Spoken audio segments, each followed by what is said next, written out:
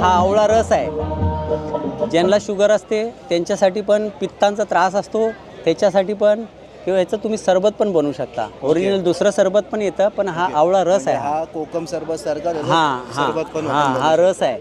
हा तुम्हाला समजा शुगर वगैरे असल्या, कोणाला पित्ताचा त्रास असला, कोमट पाण्यामध्ये 1 ग्लास 1 चमचा घ्यायचा, तुमचं टेन्शन, पित्त वगैरे सगळं गायब झालं पाहिजे. भरपूर उपयोगी गोष्टी इथे आहेत ज्या आपल्याला हेल्दी गोष्टी इथे पाहायला भेटतात. भरपूर वेगवेगळ्या टाईपचे सरबत आणि बघू शकता हा आवळा आहे, हा कैरी पण आहे. पण आपण बनवतो घरी. उन्हाळ्यामध्ये आपल्याला याची गरज लागते, कारण का फ्रीजमध्ये टाकून आपण बनवून घेतलं की गारे गारे एकदम टेन्शन नाही एकदम. हा एक कैरी पण आहे माझ्याकडे आहे. त्याच्यानंतर बघा हे आवळा सरबत आहे. आता तुम्हाला मी आवळा रस दाखवला, हा रेडीमेड आहे.